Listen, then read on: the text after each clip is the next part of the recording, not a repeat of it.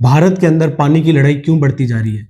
क्या आपको पता है कि कर्नाटक और तमिलनाडु का जल विवाद अभी तक अनरिजॉल्व्ड है? देखिए, कावेरी नदी जल विवाद। कावेरी नदी के जल बेसिन में कर्नाटक, केरल, तमिलनाडु और पुदुचेरी राज्य आते हैं। लेकिन ये विवाद कर्नाटक और तमिलनाडु राज्यों के मध्य है।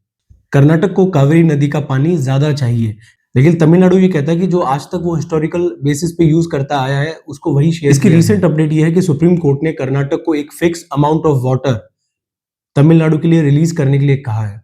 इसको लेकर अभी पॉलिटिकल टेंशन बढ़ गया है। दूसरा प्रमुख जल विवाद है कृष्णा नदी का जल विवाद। कृष्णा नदी के बेसिन में महाराष्ट्र, कर्नाटक, आंध्र प्रदेश और तेलंगाना का क्षेत्र आता है और इन्हीं राज्यों के मध्य कृष्णा नदी जल विवाद है। देखिए, तेलंगाना राज्य के निर्माण के समय से ही इन चारों राज्यों के मध्य कृष्णा नदी के पानी के बंटवारे को लेकर विवाद शुरू हो गया है। इस विवाद को निपटाने के लिए कृष्णा वाटर डिस्प्यूट ट्रिब्यूनल बनाया गया है। अगला जल विवाद है नर्मदा जल विवाद। नर्मदा नदी के बेसिन में मध्य प्रदेश, गुजरात, महाराष्ट्र और इससे प्रभावित राज्यों में राजस्थान भी एक राज्य है। लेकिन जो ये विवाद है ये मध्य प्रदेश और गुजरात राज्य के मध्य है।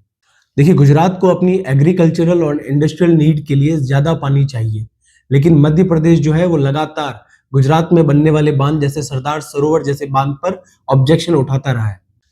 देखिए, उत्तरी भारत में यमुना नदी को लेकर भी एक जल विवाद है। यमुना नदी शुरू होती है उत्तराखंड से, फिर हरियाणा यूपी में सीमा बनाती हुई दिल्ली के मध्य से होती हुई यूपी में बहती हुई इलाहाबाद में जाके गंगा जी में मिलती है।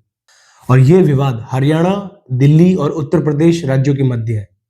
इसमें विवाद यह है कि दिल्ली लगातार हरियाणा पे ये इल्जाम लगाता है कि हरियाणा उन्हें पर्याप्त पानी की सप्लाई नहीं देता है।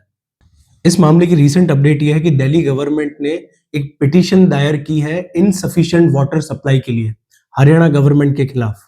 देखिए, ये इशू ज्योग्राफी, इकोनॉमी और पॉलिटी तीनों सब्जेक्ट से लिंक्ड है।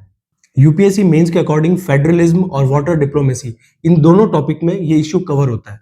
रिवर डिस्प्यूट से संबंधित क्वेश्चन यूपीएससी के जीएस 2 और जीएस 3 प्लस आरएस मेंस के ज्योग्राफी और पॉलिटी इन दोनों सेक्शंस में पूछे जा सकते हैं। देखिए, आखिरी में आप लोगों के लिए एक सवाल, क्या भारत को एक सेंट्रलाइज्ड वाटर अथॉरिटी बनानी चाहिए? प्लीज कमेंट में रिप्लाई करिएगा।